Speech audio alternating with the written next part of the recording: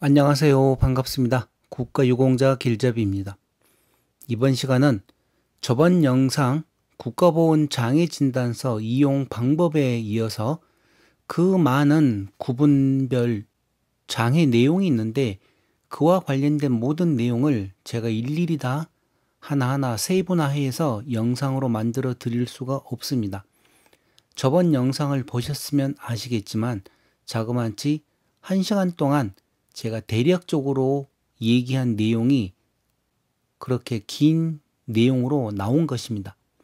물론 그 영상도 세세하게 자세한 내용을 하지 않고 그냥 쓱 지나가면서 전체적인 기본적인 내용만 얘기를 한 게 그 정도고, 만약에 다시 또 세분화해서 하게 된다 그러면 최소한 10편의 영상을 별개로 만들어야 됩니다.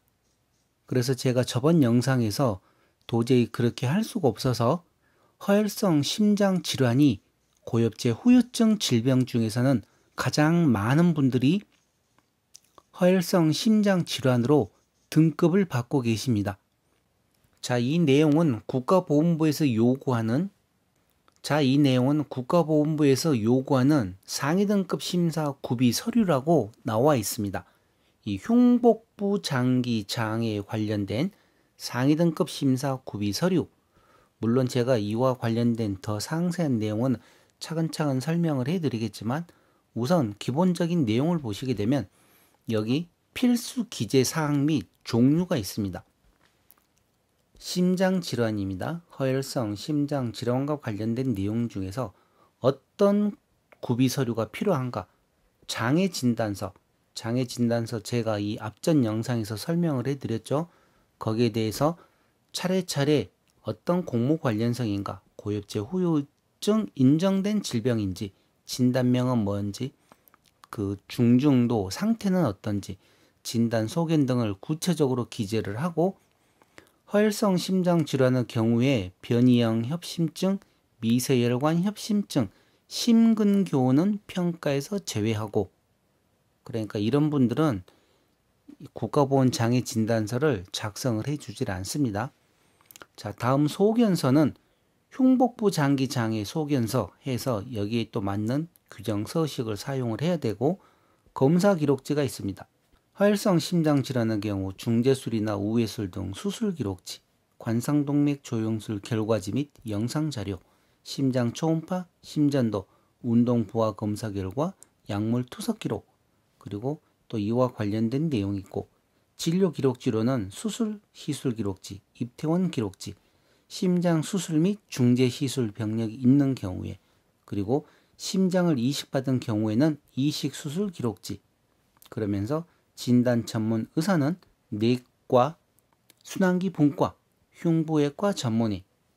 자, 이렇게 얘기를 하면 또 이 내용이 뭔지를 모르기 때문에 제가 이와 관련된 내용을 설명란에 다시 그대로 올려놓겠습니다. 그러니 그 설명란을 보시거나 지금 이 화면을 사진을 찍어서 복사를 하셔도 되고, 국가보훈부 홈페이지에서 또 다운로드를 받으셔가지고 보셔도 되고, 방법은 많습니다. 여러 종류가 있기 때문에 그 모든 종류를 제가 다 설명을 못 해드리고 이와 같이 허혈성 심장 질환만 설명을 해드리는 거기 때문에 이런 내용 참고하시기 바랍니다. 자, 그러면 더 상세한 내용은 지금부터 차근차근 설명을 해드리겠습니다. 자, 그리고 추가로 지금 여기에 필요한 이 상위 등급 심사 구비 서류로는 제가 많은 내용을 봤더니만 꼭 국가보훈장애진단서가 필요하지 않고 일반적으로 기존과 똑같이 보훈병원에서 신체 검사를 하려고 하시는 분들도 이 내용과 관련된 내용을 일반 병원이나 위탁병원에서 발급을 받아서 신체 검사를 할 때 국가보훈부에다가 먼저 이 내용을 제출을 하시기 바랍니다. 그러면 그 모든 기록이 전산화 처리돼서 신체 검사하는 보훈병원에서 그 신체 검사 의사들이 이와 관련된 내용을 보고 아마 유리한 방향으로 신체 검사를 받을 수가 있을 것입니다. 왜 그런가 하면 본인들이 생각을 한번 해보십시오. 7급 신청을 해서 기준 미달 받으신 분들이거나 또 6급 이항으로 받으신 분들, 어떤 분들은 몸 상태가 많이 악화돼서 6급 이항을 받은 경우들도 있고 또 한 번에 6급 이항을 받으신 분들도 있지만 과연 그분들이 보험병원에서 신체 검사할 때 어떤 서류들을 제출을 했는지, 과연 이와 관련된 서류들을 몇 개나 제출을 했었는지, 그러다 보니 본인 몸 상태는 6급 이항이 될 수도 있는데 이와 관련된 서류를 제출하지 않아서 7급을 받은 경우도 있을 것입니다. 그러니 꼭 국가보훈장애진단서가 아니더라도, 그러니까 이제부터는 일반 보험병원에서 신체 검사를 할 때도 이와 관련된 자료들을 꼭 준비를 해서 신체 검사 신청하시면 아마 많은 도움이 될 것입니다. 자, 그러면 지금부터 더 상세한 내용으로 허혈성 심장 질환과 관련된 내용 설명해 드리겠습니다. 이번 시간에는 국가보훈장애진단서를 발급을 받기 위해서 이 허혈성 심장 질환을 갖고 계신 분들은 어떤 서류가 필요하고 또 어떤 식으로 검사를 해야 되는지 거기에 관련된 내용 간단하게 설명을 한 번 더 해드리겠습니다. 그러니 허혈성 심장 질환을 갖고 계신 분들, 물론 이분들이 꼭 국가보훈장애진단서를 발급받아서 국가보훈부에 신체 검사를 할 필요는 없습니다.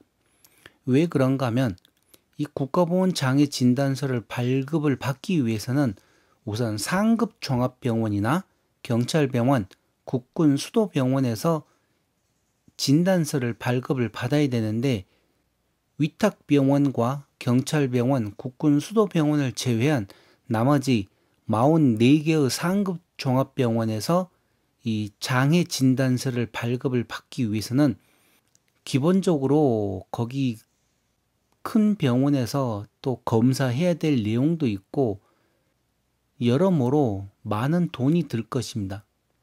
그래서 어떤 분들은 능력이 있어서 장애 진단서를 발급을 받아서 또 재판정 신체 검사를 할 수도 있지만 또 대부분 많은 분들은 장애 진단서를 꼭 발급받을 필요 없고 일반적으로 기존에 해오던 식으로 그냥 국가보훈부에 신체검사 신청하고 보훈병원에 와서 신체검사 받으라 그러면 거기 가서 신체검사를 받는데 조금 더 나은 방법으로 이제는 신체검사 준비를 하시면 됩니다. 왜 그런가 하면 이 국가보훈장애진단서를 세세히 살펴보게 되면 어떤 검사를 해야 되고 어떤 내용을 또 준비를 해야 되고, 그러니까 진단서, 소견서, 검사 기록지, 검사 소견서 여러 가지 내용들이 나옵니다. 그와 같은 내용들을 꼭 상급 종합병원이 아니라 일반 병원에서도 그와 관련된 검사 기록지나 소견서, 진단서를 발부를 받아서 국가보훈처에 제출을 하게 되면 그래도 그런 서류를 제출 안 하신 분들에 비해서 아주 많은 유리한 입장에서 신체 검사를 받을 수 있다고 제 개인적으로 생각을 합니다. 그래서 꼭 이 국가보훈장애진단서가 아니더라도 일반적으로 어떤 서류들이 필요한가, 그 내용들을 이번 영상에서 제가 또 상세히 설명해 드릴 테니 그 내용 참고하시고, 허혈성 심장 질환이 아니신 분들은 이 저번 영상 또 보면 일반적인 제가 서류들은 다 준비를 해 드렸습니다. 그리고 영상 자세히 보시면 각각 다 나와 있기 때문에 그런 영상들 잠깐 정지를 시켜서 사진으로 찍어서 보시든지 아니면 국가보훈부 홈페이지에 가시면 또 그와 관련된 내용 상세하게 나와 있습니다. 그러니 그런 내용 다운로드해서 직접 확인해 보시기 바랍니다. 자, 그럼 이번 시간은 허혈성 심장 질환과 관련돼서 어떤 서류가 필요하고 왜 국가보훈장애진단서를 시행을 하는지 그 기초적인 문제부터 시작해서 최종적으로는 허혈성 심장 질환과 관련된 상위 등급 구분표, 그러니까 신체 부위별 장애 등급표가 있습니다. 거기에 대해서 7급은 어떤 경우에 해당되는지 6급, 5급, 4급, 3급, 2급까지 해서 허혈성 심장 질환으로 신체 부위별 상위 등급 결정표를 또 제가 차근차근 설명을 해 드리겠습니다.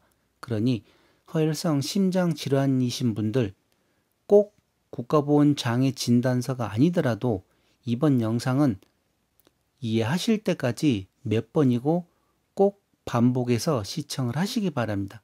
그리고 그와 관련된 서류들 잘 참고하셔가지고 좋은 결과 얻으시기를 진심으로 바라겠습니다. 자, 먼저 국가보훈장애진단서를 왜 하는지 거기에 대한 이 국가유공자 등 이용 및 지원에 관한 법률이 있습니다. 제6조 제3항을 보시게 되면 8. 제1항에 따른 신체검사 대상자가 의료법, 제3조 4에 따른 상급 종합병원이나 그 밖에 대통령령으로 정하는 병원급 이상의 의료기관이 국가보훈부령으로 정하는 바에 따라 발급하는 국가보훈장애 진단서를 제출한 경우에는 제2항의 신체검사, 제4항에 따라 직권으로 실시하는 재판정 신체검사는 제외한다 하고 이 제2항의 신체검사를 실시한 것으로 본다. 이렇게 국가유공자 등 이용 및 지원에 관한 법률에 이 내용이 추가가 되었습니다. 자, 그리고 여기 직권으로 실시하는 재판정 신체검사는 제외한다고 하였는데 이 내용은 어떤 질병에 한해서는 지금 당장은 상위 등급을 주지만 이 질병이 만약에 1년이나 2년 후에는 다시 변동이 있을 것 같다. 더 완치가 될 수 있을 확률이 높은 또 질병들이 많이 있습니다. 그런 질병들은 처음 신규 신체 검사하면서 예를 들어 7급이나 6급 이항을 판정을 해주고 3년 이내에 다시 직권으로 재판정 신체 검사를 받으라고 또 통지서가 날아옵니다. 그때 만약에 이렇게 말 그대로 직권이라는 게 국가보훈부에서 내가 신체 검사를 신청을 해서 받고 안 받고 그런 게 아니라 국가보훈부에서 직권으로 재판정 신체 검사를 하라고 강제로 그런 통지서가 옵니다. 반강제성이죠. 이 직권이라는 게. 그런데 만약에 유공자분이 본인이 직권으로 재판정 신체 검사를 하면 하락을 할 것 같다. 대략적으로 아시는 내용일 것입니다. 왜 그런가 하면 처음에 상위 등급 신청을 받았을 때 내가 7급을 받고 6급 이항을 받았는데 이게 1년이 지나고 2년이 지났더니만 완치가 돼버렸습니다. 그러면 당연히 재판정 신체 검사를 받게 되면 불안하죠. 왜? 등급이 하락할 수가 있기 때문에. 그런데 어떤 질병들은 2년이 아니라 10년이 지나도 계속 그 상태로 가거나 더 악화되는 그런 질병이 있는가 하면 또 어떤 질병은 치료를 하고 수술을 하면 완치를 하거나 상태가 더 좋아지는 경우들이 있습니다. 그래서 국가보훈부에서는 이와 관련된 직권으로 재판정 신체검사를 하는데 만약에 직권으로 재판정 신체검사를 하라고 했을 때 하지를 않게 되면 자동적으로 그 등급을 갖다가 취소를 시켜버립니다. 그래서 울며 겨자 먹기로 무조건 재판정 신체검사를 받아서 신체검사를 해야만 됩니다. 그런데 신체검사를 했더니만 뭐 상태가 그대로다. 그러면 등급이 그대로 유지되는 거고 많이 좋아졌다. 그러면 기준 미달로 하락할 수도 있습니다. 그래서 이 직권 재판정이 무서운 것이라는 것은 알고 계시기 바랍니다. 자, 이렇게 해서 국가유공자 등 이용 및 지원에 관한 법률로 이렇게 나와 있고 상위 등급 구분 신체 검사와 관련된 내용으로는 이 전투나 공무 수행 중에 입은 부상 또는 질병, 이 질병은 고엽제 후유증 질병도 포함합니다. 인정된 상위처에 대해서 보훈병원 전문 의사가 자세하게 검진하고 그 결과를 토대로 보훈심사위원회에서 보훈관계법령에서 정하고 있는 상위 등급 구분표 그리고 신체 부위별 상위 등급 결정에 따라 심사하여 상위 등급을 판정하는 것입니다. 우리가 기존에 받고 있는 이 신체 검사라는 게. 그런데 이 국가보훈장애진단서가 이제 도입을 해서 2023년 6월 17일부터 시행을 합니다. 자, 이렇게 해서 시행을 하죠. 이 국가보훈장애진단서라는 것은 보훈병원 신체검사를 대체하여 국가보훈장애진단서, 신체부위별 소견서, 진료기록, 영상자료, 검사자료 등을 토대로 보훈심사위원회에서 상위 등급을 판정한다고 합니다. 그리고 국가보훈장애진단서는 상급 종합병원, 경찰병원, 국군수도병원에서 의료 수준의 전문성 및 공공성을 담보할 수 있는 의료기관에서 발급을 하는 것입니다. 그리고 전반적인 신체 상태에 따라 진단 소견은 국가보훈장에서 그리고 신체 부위별로 마련된 소견서에 기재하여 발급을 하라고 나와 있습니다. 자, 그 중에서 이 상급 종합병원, 제가 이 앞전 영상에서 상세하게 설명을 드렸습니다.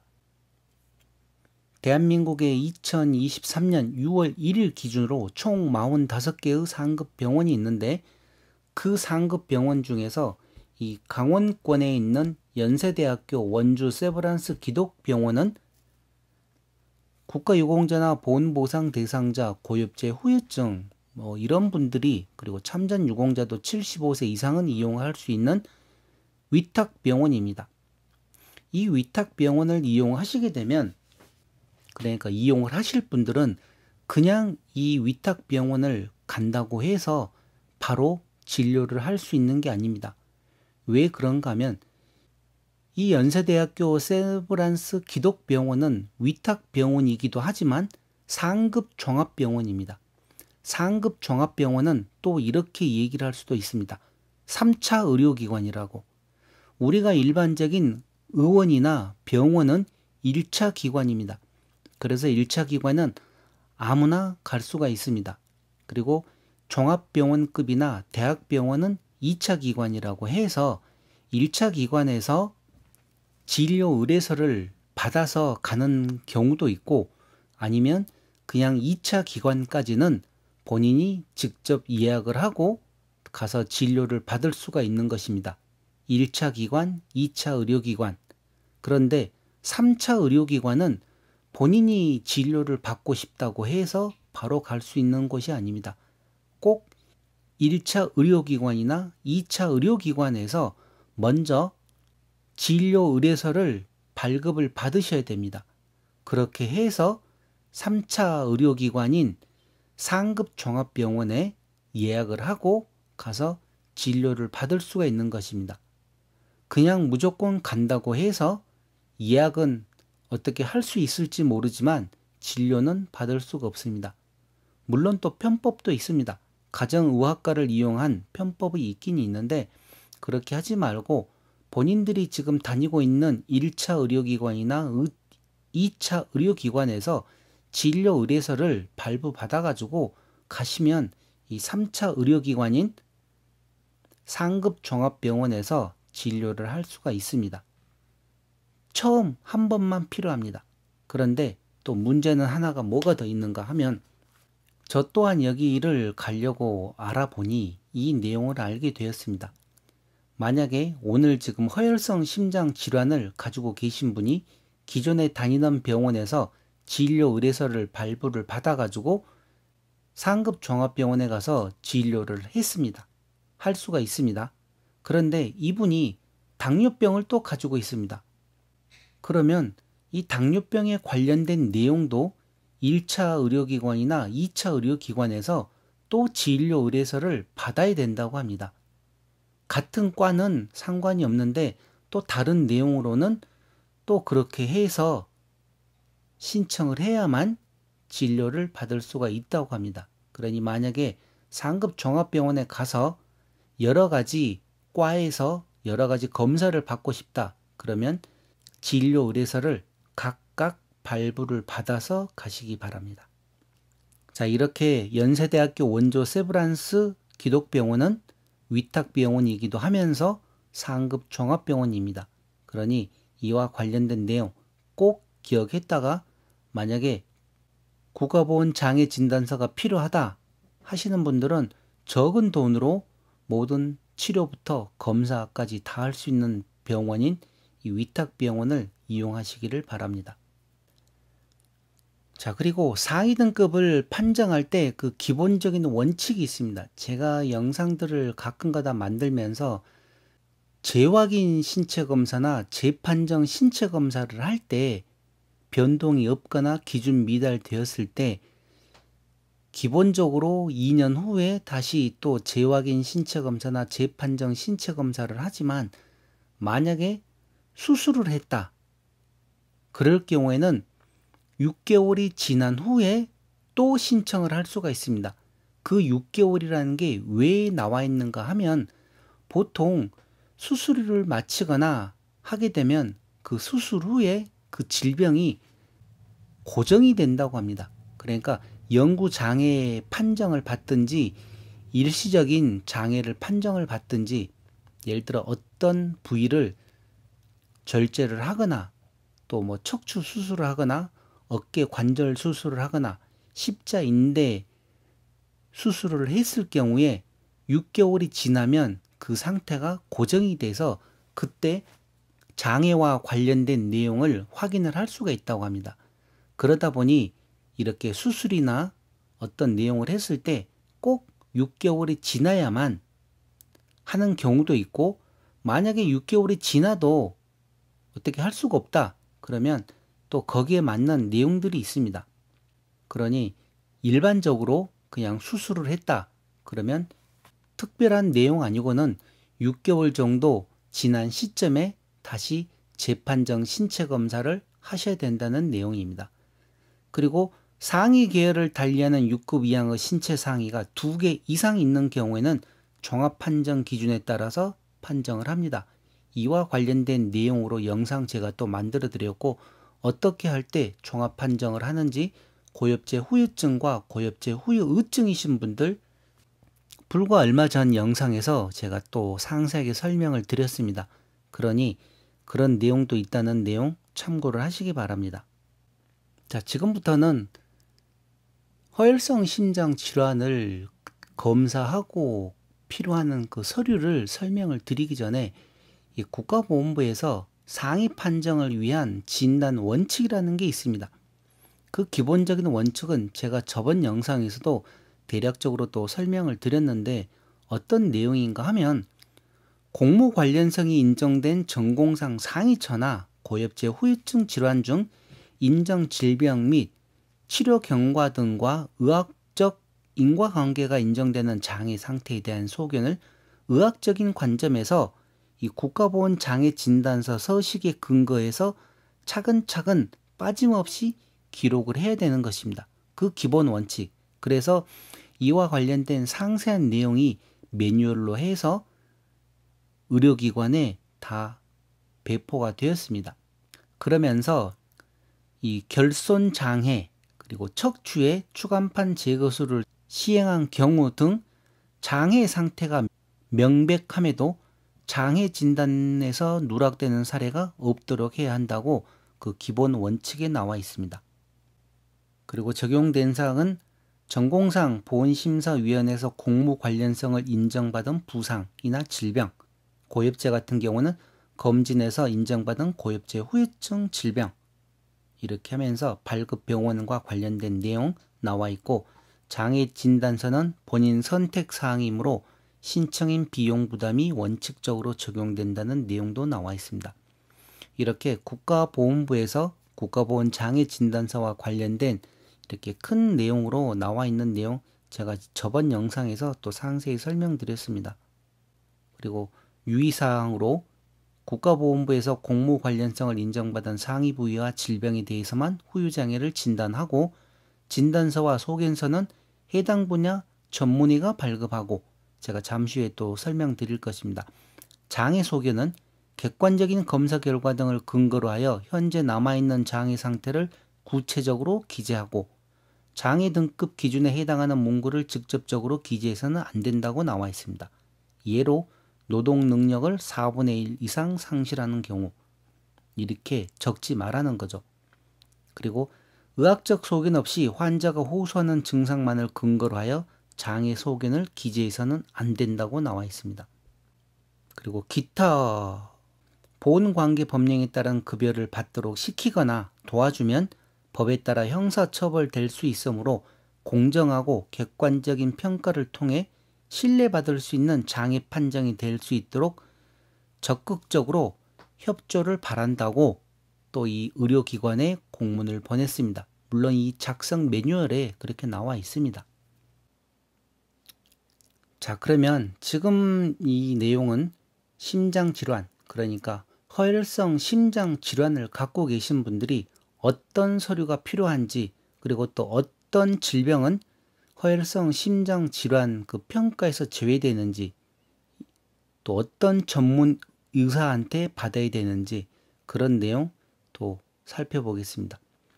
심장질환, 관상동맥 중재술이나 관상동맥 우회술 등 수술 기록지, 그리고 관상동맥 조영술 결과지 및 영상자료, 이 모든 게 다 필요한 게 아니라 만약에 허혈성 심장질환으로 해서 관상동맥 중재술을 받았다. 그러면 그 받은 분은 그 수술 기록지, 그리고 수술을 하기 전에 분명히 관상동맥 조영술을 받았을 것입니다. 그걸 받고 나서 어느 정도 협착이 있다. 그렇기 때문에 거기에 대해서 스텐트 시술을 하거나 또 중재술을 받거나 관상동맥 우회술을 받았다는 내용이죠.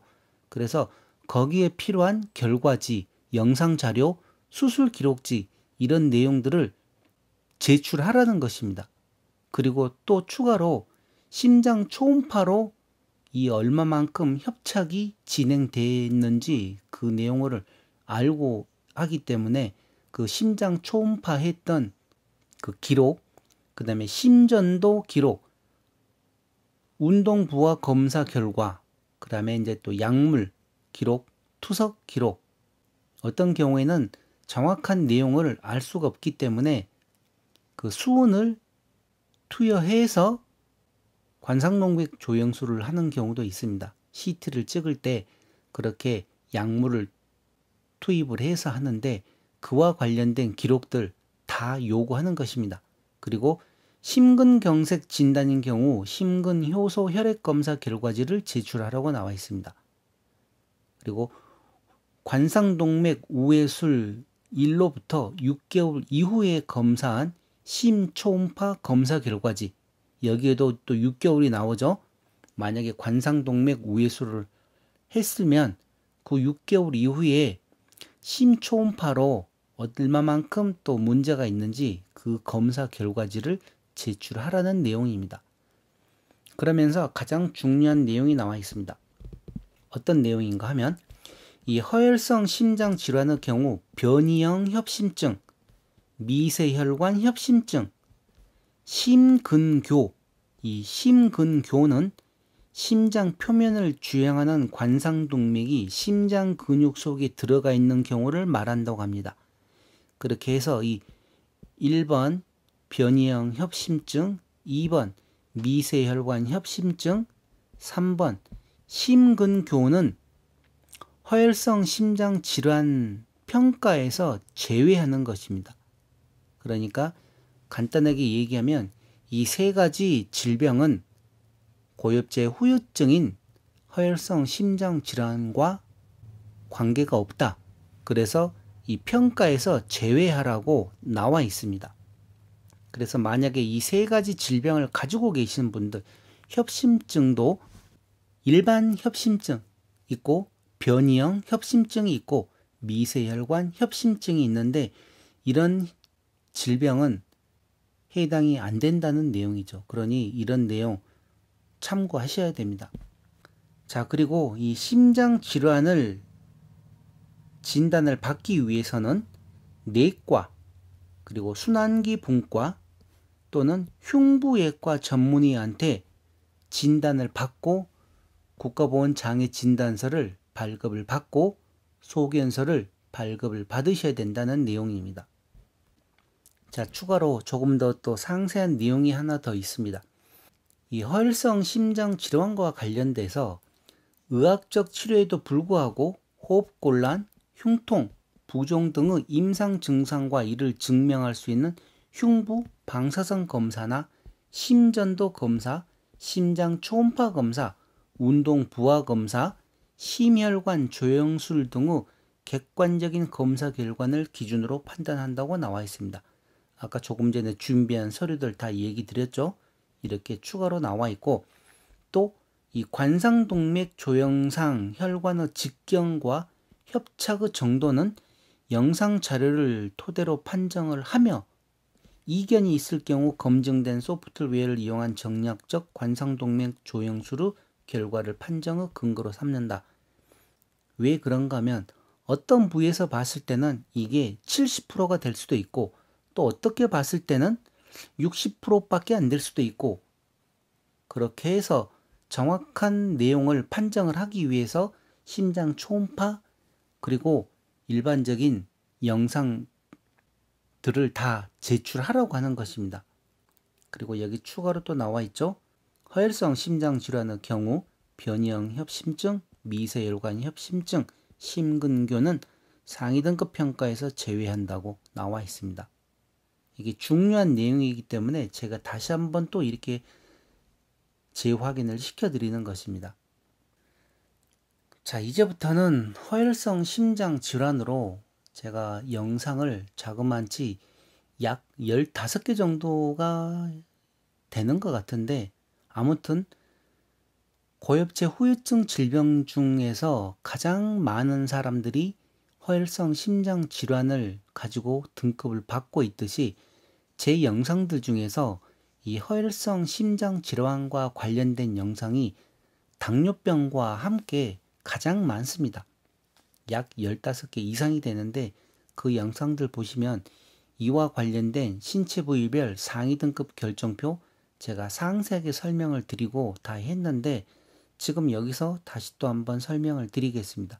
왜 그런가 하면 국가보건장애진단서를 발부를 받으면 뭐합니까? 거기에서 만약에 몸에 이상이 없고 뭐 또 다른 부위에 협착이 없다든지 그와 관련된 내용이 있으면 많은 돈을 들여서 국가보건장애진단서를 받을 필요가 없다는 내용이죠. 그러면 이와 관련된 신체 부위별 상위 등급 결정표를 알고 계시면 꼭 국가보건장애진단서 없이 그냥 일반적으로 보훈병원을 이용한 신체 검사를 해도 이 상위 등급 결정 안에 들어올 수가 있다는 내용입니다. 그래서 제가 영상들마다 얘기하는 게 본인 몸 상태가 어떤지 알고 있어야 되고, 본인 몸 상태가 지금 7급에 해당되는지 6급 이항에 해당되는지 아니면 5급에 해당되는지를 알고 있어야지 신체 검사를 받아서 내가 계산을 할 때는 6급 이항인데 왜 보훈부에서는 7급을 판정을 해줬는지 알고 있으면 빨리 또 재심 신체 검사를 받아서 억울하다, 그와 관련된 서류들 다시 제출하고 해서 재심 신청 검사를 받고 6급 이항을 받을 수도 있다는 내용입니다. 그런데 이와 관련된 내용을 모르고 신체 검사 받고 보훈부에서 7급이나 기준 미달 주면 또 그런가 보다 하고 넘어가시는 분들이 너무나 많습니다. 물론 저 또한 처음에는 이런 내용을 모르기 때문에 그냥 기준 미달 주면 등급에 해당 안 되는구나, 그렇게 하면서 자그마치 10년을 계속 기준 미달을 받아봤기 때문에 이와 관련된 내용 조금 더 많이 알고 있습니다. 그러니 항상 하는 얘기지만 본인들 몸 상태가 지금 몇 급에 해당되는지 그런 내용은 좀 알고 계시는 게 아주 유리합니다. 그래야지 또 상태에 따라서 재판정 신체 검사를 받거나 재확인 신체 검사를 신청을 하셔야 되기 때문이죠.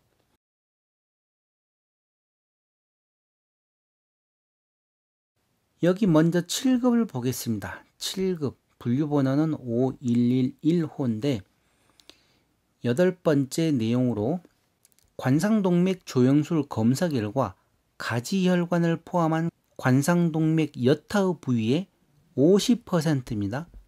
50% 이상의 협착 병변이 있고 이로 인한 협심증 증상이 있어 지속적인 약물 치료가 필요한 사람, 이런 경우에는 이 7급에 해당된다는 내용입니다.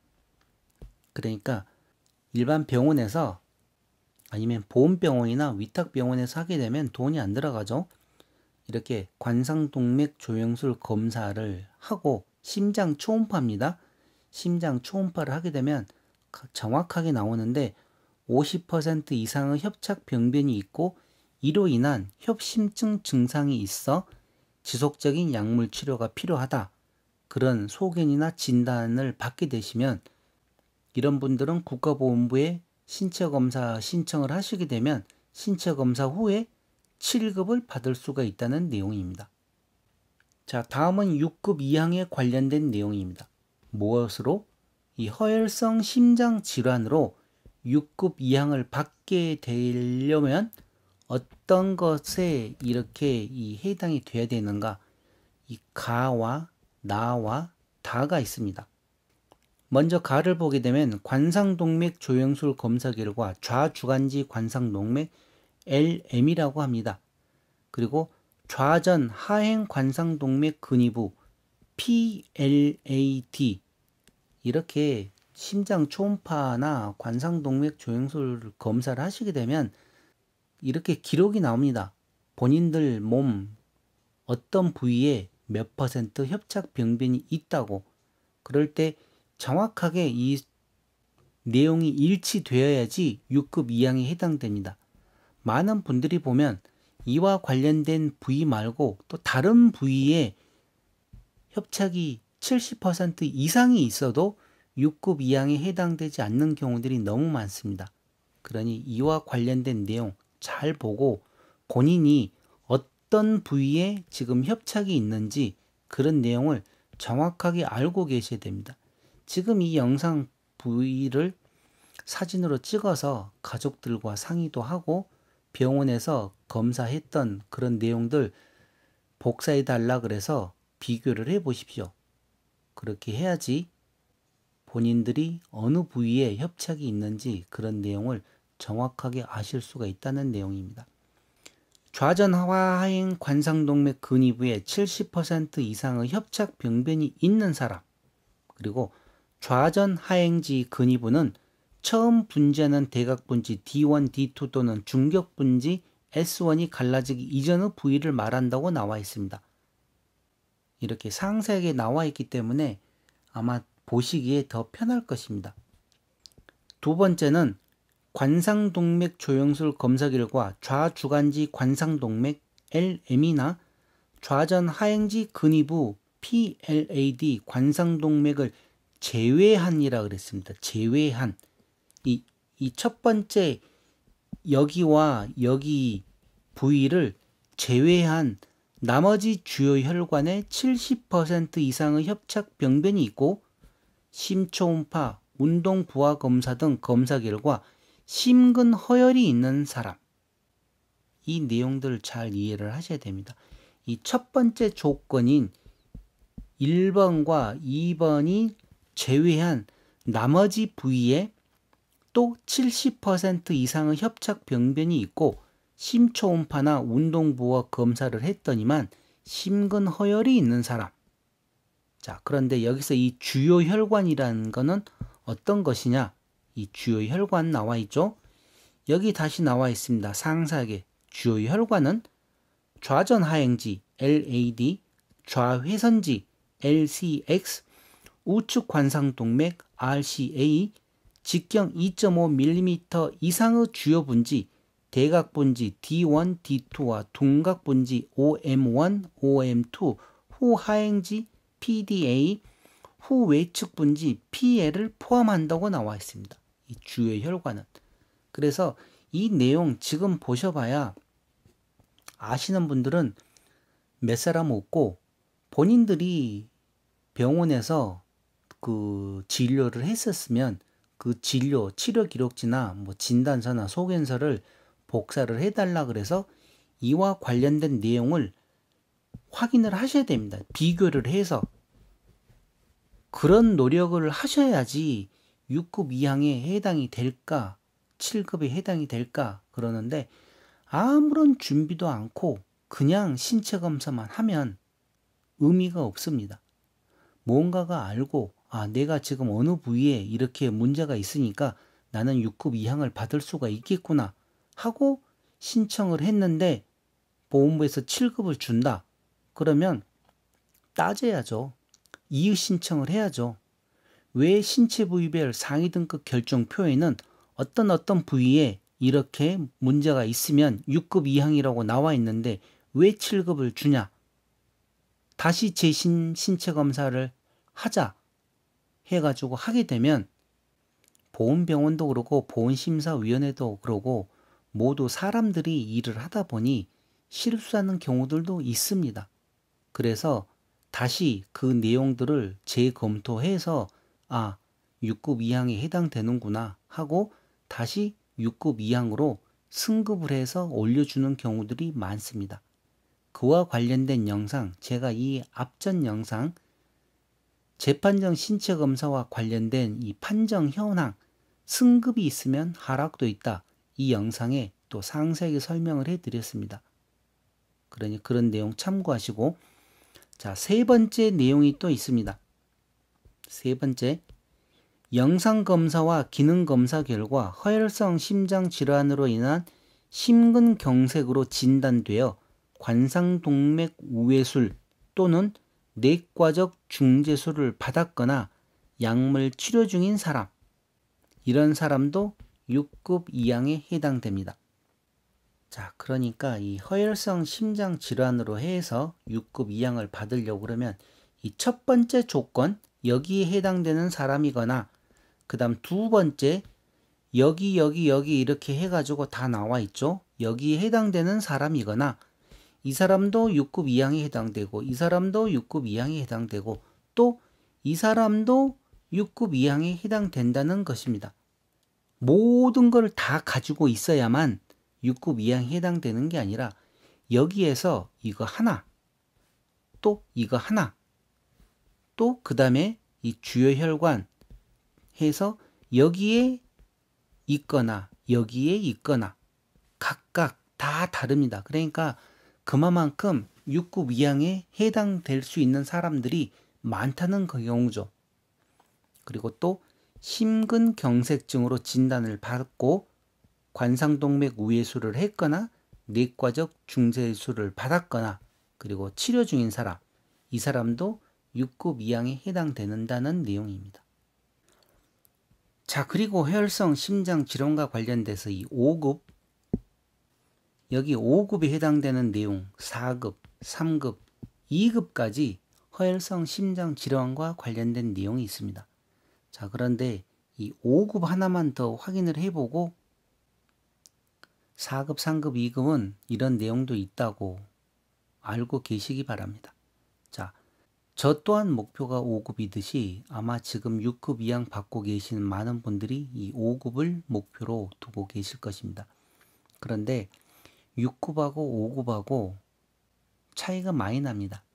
허혈성 심장 질환 같은 경우도 차이가 많이 나고 또 구독자분께서 지금 허혈성 심장 질환을 가지고 제게 내용을 또 주신 내용도 있는데 허혈성 심장 질환만이 아니라 모든 질병들이 한 단계 한 단계 승급하기 위해서는 그 조건이 매우 까다롭습니다. 그런데 특히 이 허혈성 심장 질환과 관련된 내용을 제가 영상을 15개 이상을 만들면서 보면 정말 이 5급에 해당되기가 힘들다는 것은 저 스스로도 느끼고 있습니다. 물론 제가 의사는 아니지만 이 내용상으로 봤었을 때 어렵다는 것은 저 또한 확인하고 있습니다. 자, 그러면 왜 이렇게 힘드는지 5급에 해당되기 위해서는 허혈성 심장 질환으로 다음 어느 하나에 해당하는 사람, 관상동맥 중재술이나 관상동맥 우회술이 필요하지만 수술이 불가능한 경우, 그러니까 수술을 해야 되는데 수술이 불가능한 경우 최소 6개월 이상의 치료 이후에 실시한 심장 초음파 검사 결과 심구출율이 40% 이하인 사람, 이런 사람은 5급에 해당됩니다. 그리고 여기는 수술이 불가능한 경우라고 나와 있죠. 두 번째, 관상동맥 중재술이나 관상동맥 우회술을 받은 경우에 최소 6개월 이상의 치료 이후에 실시한 심장 초음파 검사 결과 심구출율이 40% 이하인 사람, 이런 경우에는 5급에 해당된다는 내용입니다. 그러면서 5급, 4급, 3급이 이제는 이 심구출율이 몇 퍼센트냐, 이렇게 30% 이하이면 3급, 40% 이하고 조금 불편하다 그러면 또 4급, 이런 내용으로 다 이 기준이 5급부터는 심구출율이 수치로 나와 있습니다.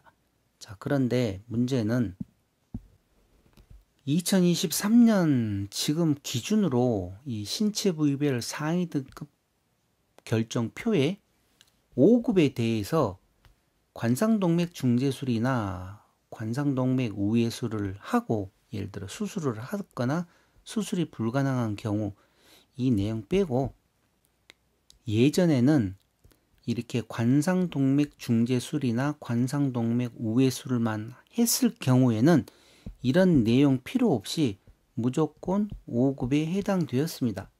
수술을 받았을 경우에 예전에는 약 10년 전에는 협착과 관계없이 이렇게 관상동맥 중재술이나 관상동맥 우회술을 수술을 한 분들은 5급에 해당됐는데 이게 자꾸 법이 개정이 되고 더 까다로워지면서 이렇게 2020년도에 새로 개정된 법에서는 이렇게 심구출율이 40% 이하인 경우에 5급에 해당한다고 또 이렇게 법이 바뀌었습니다.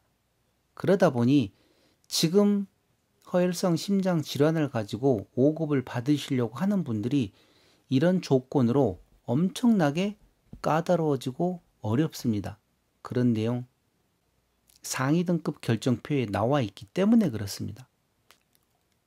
자, 추가로 조금 전에 구독자분께서 제가 영상을 만들면서 지금 확인을 했더니만 이런 내용으로 댓글을 달아주셨는데 이 댓글 한번 읽어보고 넘어가겠습니다. 올리신 내용 참 감사합니다. 허혈성 심장 질환의 경우는 등급을 규제하고 하향을 위해 무리한 조건을 제시합니다. 문제는 좌심실 구출을 40% 이하의 조항입니다. 자, 이분 같은 경우도 지금 6급 이항에서 5급으로 승급을 신청하기 위해서 상급 종합병원에서 이제 준비를 했는데 아마 이와 관련된 내용인 것 같습니다. 구출을 저하 주된 원인은 심부전과 관련된 심장 자체의 기능 상실로 기인합니다. 심혈관 협착으로 인한 구출을 저하는 과도한 적용이며 혈관 우회술로 협착을 제거한 상태임에도 구출율 40% 이하를 요구하면 성립이 안 되는 조건입니다. 위 조항을 충족하여 우회술을 하고 5급을 받은 허혈성 심장 환자는 없습니다. 심부전으로 구출율 40% 이하의 환자에게 심혈관 협착률 70% 이상을 조건을 현재 제시하고 있습니다. 그러니까 너무나 조건이 까다롭고 말도 안 되는 그런 내용이라고 지금 이분이 얘기를 하는 것입니다. 마치 폐결핵 환자에게 폐암의 증상을 요구하는 것과 같다는 내용입니다. 이러면서 요령꾼 환자를 억제하기 위한 수단은 필요하지만 실질적으로 고통을 받고 있는 허혈성 심장 질환의 환자들에게는 이와 관련된 이 조건이 불이익으로 작용을 합니다. 개선이 꼭 필요하다고 생각을 한다는 내용입니다. 그러면서 제게 도움을 청했는데 제가 뭐 어떻게 해드릴 수 있는 방법이 없습니다. 아시다시피 저 또한 국가유공자고 제가 의사가 아니고 제가 뭐 보험부에서 근무하는 힘 있는 직원도 아니고 단지 너무나 억울하다 보니 이와 관련된 내용을 다른 분들은 저와 같은 불이익도 받지 않았으면 하는 마음으로 시작을 한 게 이 국가유공자 길잡이 유튜브 영상입니다. 그러다 보니 기회가 되면 계속 허혈성 심장질환과 관련된 영상을 만들어 드리면서 또 이런저런 내용을 설명을 해 드리는데 여튼 그와 관련된 내용은 참고는 하겠습니다. 자, 그리고 최종적으로 지금 이렇게 국가보훈장애 진단서를 발급을 받는 경우하고 보훈병원 신체검사를 실시하는 경우 이렇게 비교해서 제가 또 간단하게 설명을 드리겠습니다. 먼저 기존에 이렇게 보훈병원 신체검사를 하는 경우에는 관할보훈지청에 신체검사 신청을 하시게 되면 보훈병원에서 언제 와서 신체검사를 해라 그렇게 통지서가 나오죠. 그렇게 해서 신체검사를 받게 되면 보훈심사위원회에서 상위 등급 심의 의결을 하게 됩니다. 그렇게 하고 결과가 나오게 되면 이 관할보훈지청에서 신청인에게 신체검사 결과 통지를 하는 것입니다. 몇 급에 해당된다. 그러면 이제 그 다음 단계가 또 있죠.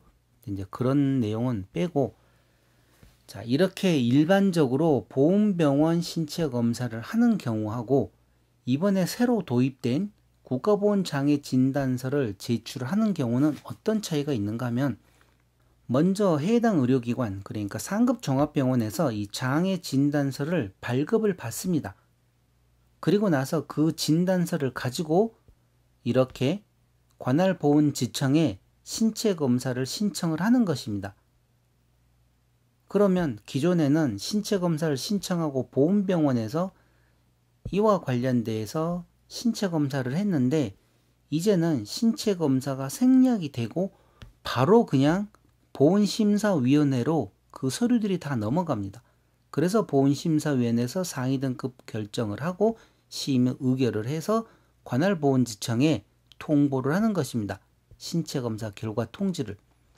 그러다 보니 예전에 예를 들어 신규 신체검사 같은 경우는 최종적으로 여기서 신청을 해서 여기 결과 받을 때까지 뭐 빠르면 1년, 1년 반, 2년까지 걸리는 경우도 있었습니다. 그런데 이렇게 국가보훈장애 진단서를 제출하게 되면 불과 2, 3개월 이내에 바로 그냥 끝나버릴 수도 있다는 내용이죠. 자, 그런데 보훈병원에서 신체검사를 하는 경우에 이렇게 오래 걸리는 거는 처음 신규 신체검사일 때는 많이 오래 걸립니다. 왜 그런가 하면 그 요건 심사 확인을 하기 위해서 걸리는 시간이 너무 많이 걸리기 때문에 그렇고 그 요건 확인 심사가 이미 확인된 상태에서는 그 다음번부터는 보통 평균 1년 정도 아니면 1년 이내에 걸리고 있는데 재판정 신체검사 같은 경우는 자꾸자꾸 이제 더 빨라질 것입니다. 왜 그런가 하면 이 기존의 국가보훈장애 진단서를 제출을 하는 경우에 국가보훈심사위원회에서 일거리가 엄청 많이 줄어듭니다. 그러다 보니 일반적으로 이렇게 보훈병원 신체검사를 실시하는 경우에도 많은 시간이 단축될 걸로 예상을 하기 때문에 꼭 국가보훈장애 진단서를 발급받지 않고도 가능하다는 거. 그 대신 국가보훈장애 진단서를 제출을 하는 경우 거기에 대한 장점과 단점이 이런 영상을 만들다 보니 대략적으로 지금 생각이 나는데 제가 또 다음에 시간이 나면 이 국가보훈장애 진단서가 과연 좋은 건지 아니면 또 무슨 문제점이 있는 건지 거기에 대한 내용들을 하나하나 살펴서 장점과 단점을 알아보는 시간을 또 한 번 더 갖도록 하겠습니다.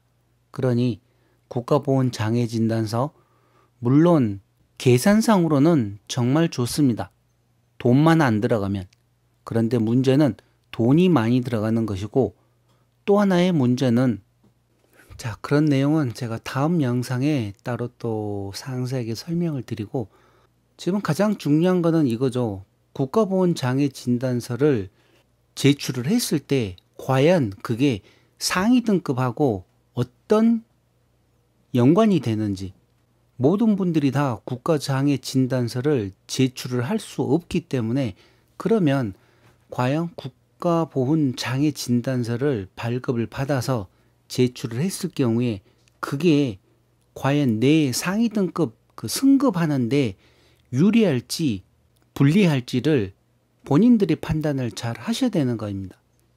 막상 기껏 많은 돈을 들여서 국가보훈장애 진단서를 발급을 받았는데 그 발급받은 내용을 봤더니만 내 몸 상태가 그렇게 심각하지도 않고 지금 내가 6급 이항을 받고 있는데 아무리 봐도 이걸 가지고 5급으로 승급을 할 수 없는 상황이다.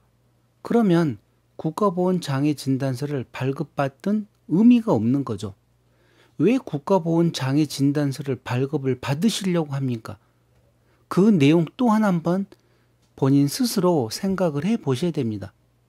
제가 개인적으로 생각을 할 때 국가보훈장애 진단서를 발급을 받으려고 하는 경우에는 어떤 경우가 있는가 하면, 제 예를 들어서 설명을 하면, 일반적인 보훈병원 신체검사를 했을 경우에 지금 많은 분들이 보훈병원에서 신체검사를 다 하셨을 거 아닙니까? 제 영상 보시는 분들 중에서 아마 대부분 보훈병원에서 신체검사를 해 보셨을 겁니다. 그러면 생각을 한번 해 보십시오.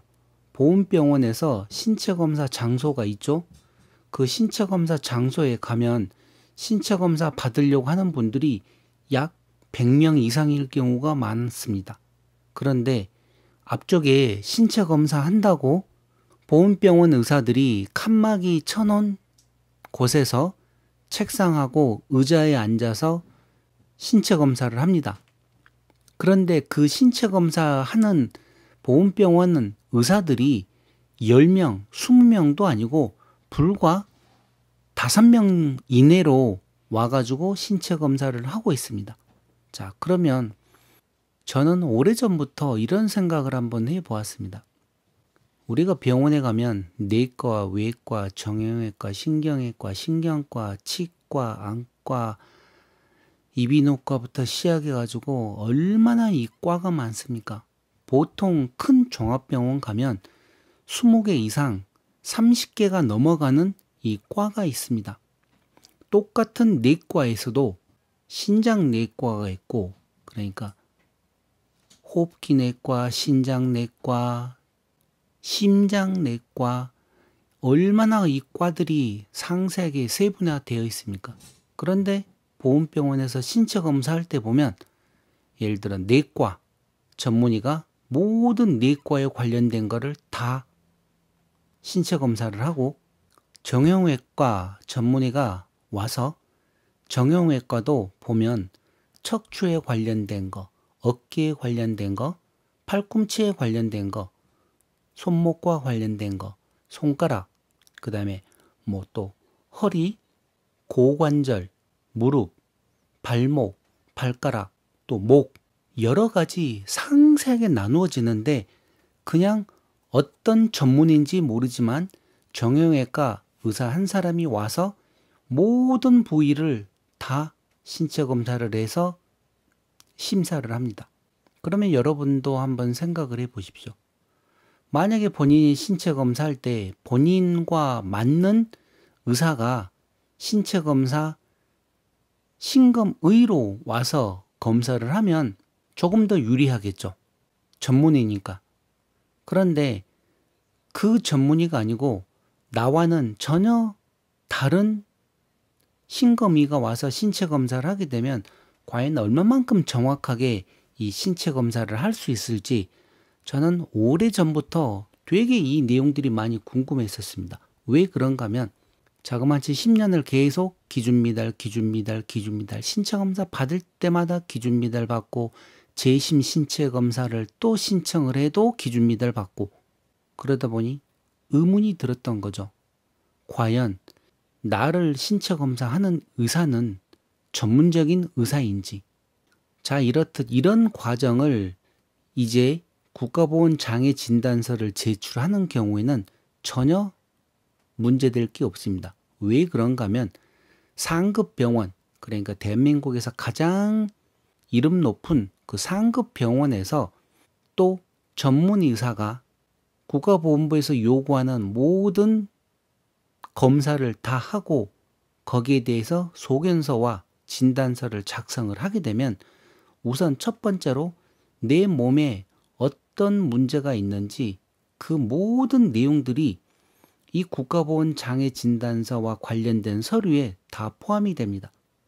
그러면 그 내용을 가지고 다시 보건병원 신체검사가 신체검사를 하는 게 아니라 이 보건심사위원회 전문위원들이 그 내용을 보고 아, 이거는 몇 급에 해당된다 하고 확인을 하고 등급을 판정만 하면 되는 것입니다.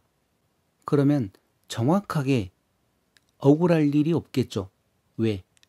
보건심사위원회에서도 사람들이다 보니 그동안은 너무나 많은 일처리 때문에 간단하게 넘어가는 경우도 있고 또 실수하는 경우도 없지 않아 분명히 있었을 것입니다. 그런데 이렇게 국가보건장애진단서를 상세하게 요구하는 내용대로 작성을 해서 주게 되면 얼마나 일거리가 쉬워지겠습니까? 그러면 일 처리도 빨라지고 실수할 일도 없다는 거죠. 그래서 이 국가보건장애진단서가 꼭 필요하신 분들이 있을 거고 국가보건장애진단서가 그렇게 필요하지 않는 분들도 많이 있을 거라고 생각합니다. 저 같은 경우는 분명히 국가보건장애진단서가 많은 도움이 될 것입니다. 왜 그런가 하면 이미 수술한 지 지금 20년이 지난 상태고 그동안 재판정 신체검사를 하지 않은 상태에서 몸 상태가 많이 악화되었기 때문에 이와 관련된 내용을 상세하게 정밀 검사를 해서 국가보건장애진단서를 작성을 하고 발급을 해서 보건부에 제출을 하게 되면 또 거기에 맞는 상위 등급을 받을 걸로 생각하기 때문에 저와 같은 경우에는 국가보건장애진단서가 많은 도움이 될 거라고 저는 생각을 하고 있습니다. 자, 그러니 지금 얘기 드린 내용과 같이 모든 분들이 이 국가보건장애진단서를 꼭 제출을 해야만 되는 건 아니기 때문에 보건병원 신체검사를 기존과 같이 하시든지 아니면 본인이 생각을 했을 때 아, 나는 이 국가보건장애진단서가 상위 등급을 결정하는데 훨씬 더 도움이 되겠다 하시는 분들은 꼭 발급을 받으셔가지고 좋은 결과가 있으시기를 바라겠습니다. 자, 그럼 이번 시간 국가보건장애진단서 중에서 허혈성 심장질환과 관련된 내용은 이것으로 마치겠습니다. 그리고 제가 다음에 시간이 나면 이 국가보건장애진단서의 장점과 단점을 또 차근차근 설명을 해 드릴 테니 만약에 그 영상이 업로드 되게 되면 꼭 참고해 보시기 바랍니다. 지금까지 국가유공자 길잡이였습니다. 감사합니다.